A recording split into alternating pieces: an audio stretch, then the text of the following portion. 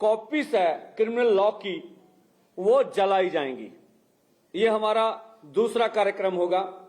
इसी के साथ साथ 31 अगस्त 2024 को हमारे मोर्चे को जो हरियाणा के बॉर्डरों पर चल रहा 200 दिन पूरे हो जाएंगे और उस 200 दिन के लिए हम लोग उन बॉर्डरों के ऊपर जो लाखों किसानों मजदूरों का इकट्ठ करेंगे।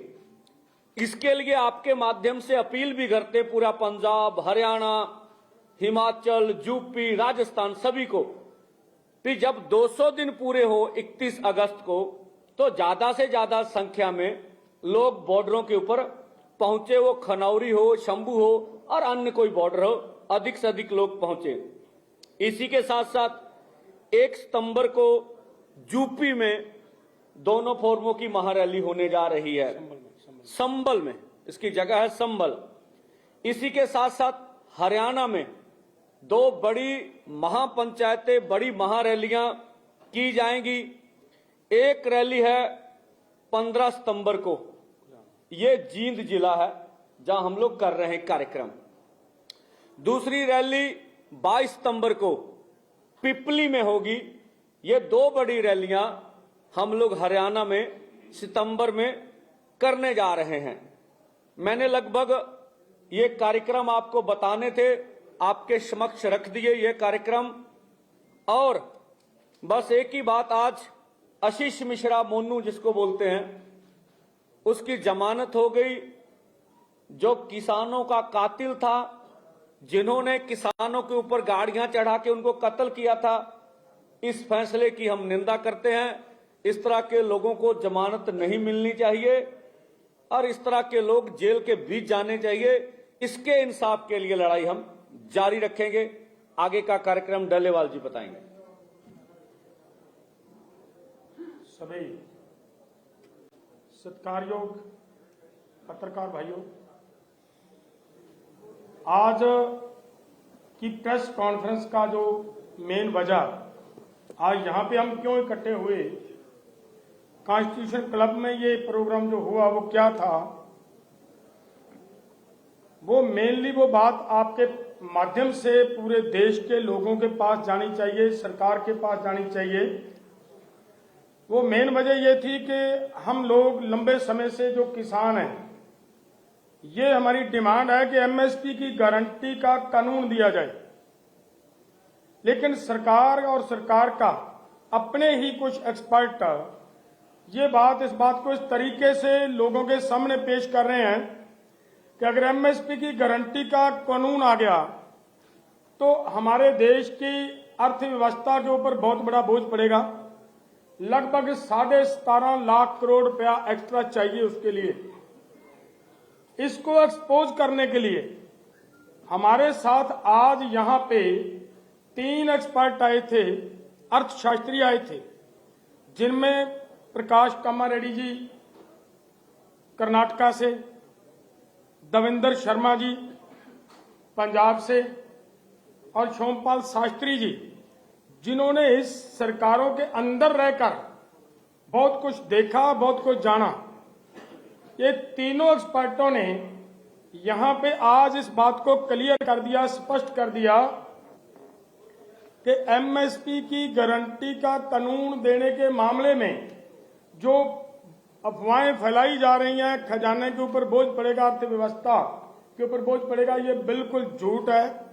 कोई किसी तरह का बोझ नहीं पड़ने वाला। इसके बजाय बोझ के सगों अर्थव्यवस्था और तेज होगी और बढ़िया हालात बनेंगे देश के अंदर, देश की इनकम बढ़ेगी। ये बात उन्होंने आज सिद्ध की है और ये बात बहुत जरूरी थी आपके पास ये बात लेकर जाना। दूसरी बात, जैसे पंधेर साहब ने एक बात कही है, हमारा शंभू और खनौरी बॉर्डर के ऊपर किसानों के ऊपर गोलियां चलाई गई, एक किसान शहीद कर दिया गया, 5 की आई साइट चली गई और 433 गंभीर रूप से जख्मी हुए।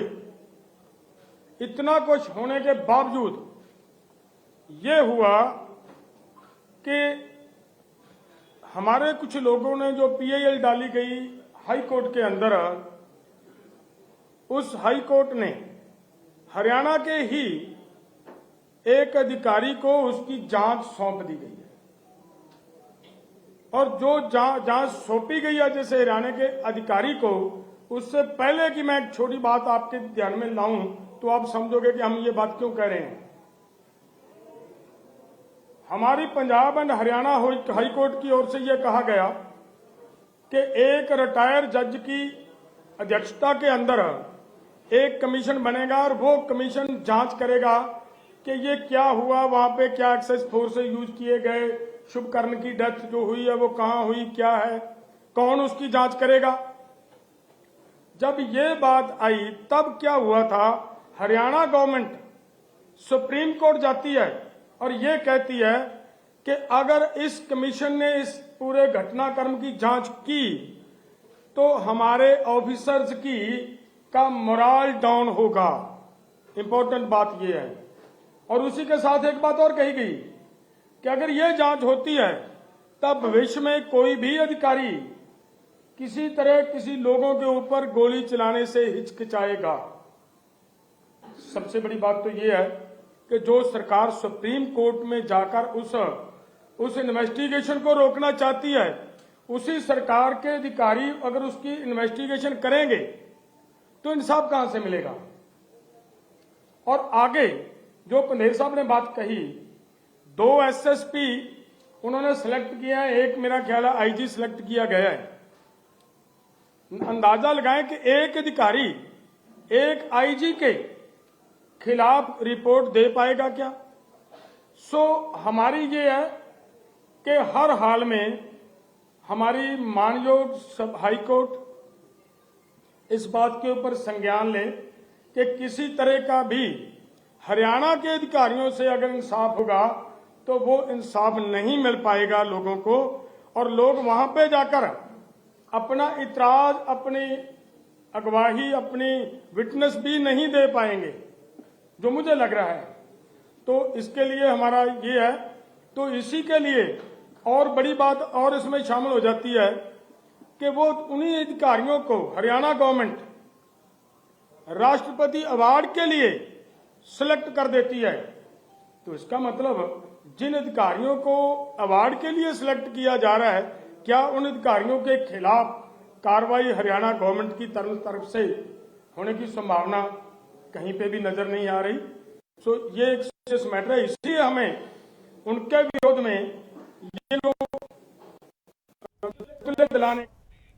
किसानां दे वल्लों प्रेस कॉन्फ्रेंस की जा रही है। किसानां ने अपना पूरा प्लान दस्सिया है कि किस तरह 1 अगस्त ਨੂੰ ਉਹ ਮੋਦੀ ਸਰਕਾਰ ਦਾ ਆਰਥਿਕ ਫੂਕ ਮੁਜ਼ਾਹਰਾ ਕਰਨਗੇ ਤੇ 15 ਅਗਸਤ ਨੂੰ ਕਿਸ ਤਰ੍ਹਾਂ ਪੂਰੇ ਦੇਸ਼ ਭਰ ਦੇ ਵਿੱਚ ਟਰੈਕਟਰ ਮਾਰਚ ਕੀਤਾ ਜਾਏਗਾ। ਇੱਕ ਬ੍ਰੇਕ ਲਈ ਰੁਕਦੇ ਹਾਂ, ਬ੍ਰੇਕ ਤੋਂ ਬਾਅਦ ਖਬਰਾਂ ਹੋਰ ਵੀ ਨੇ।